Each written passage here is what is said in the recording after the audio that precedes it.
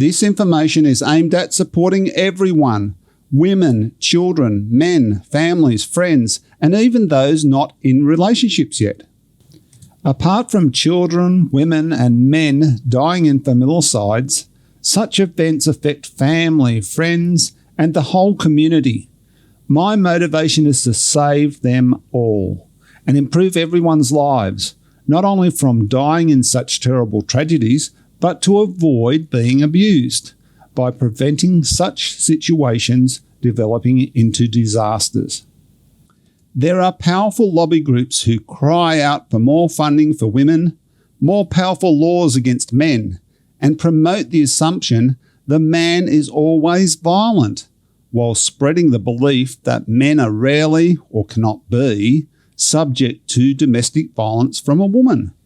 You only need look at domestic violence media, support services, and support information to see the majority is biased towards men being violent and women being the victims. A common theme promoted is that there is no excuse for domestic violence, and that women are the victims and should never have to change to stop being abused by a man. The hidden issue is that the man is often the real victim, and they can be backed into situations where they have exhausted all their options and are forced to desperation. Both the man and the woman must adapt and engage in making the separation process as quick and easy as possible, not only for themselves, but for the benefit of their children. This information destroys the theory it is always men being violent and seeking revenge on the woman.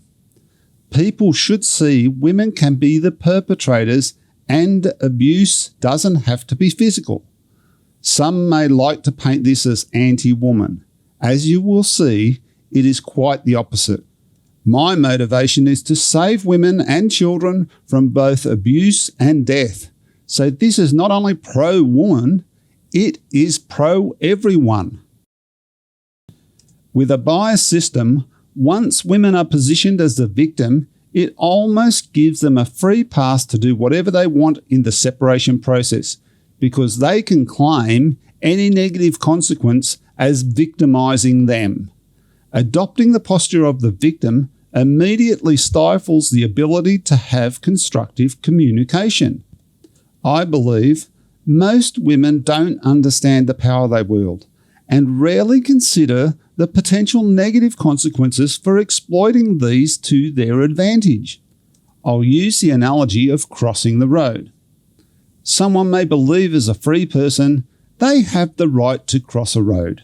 They believe they don't have to look each way, and they can be in their own world watching their phone and listening on their headphones. But it won't stop the fact that they may be hit by a vehicle. The driver may be engaged and driving conscientiously, but weren't expecting someone to step out in front of their car, so they just can't stop in time.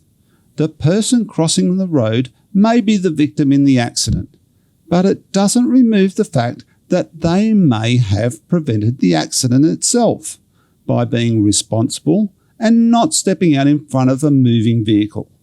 I hope this educates people that it can be a few simple actions of fairness and responsibility, which doesn't change the person you are, to avoid major problems. Women can be strong, assertive, and engage in constructive communication for the benefit of themselves and, most importantly, for the children. Everyone's going to benefit from preventing these terrible things happening. I shall use the example of the Baxter family deaths.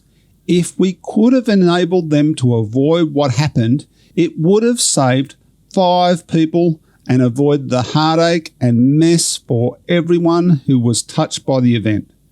It essentially touched the hearts of more than a whole nation. Links are provided to all the information at solvingdomesticviolence.com.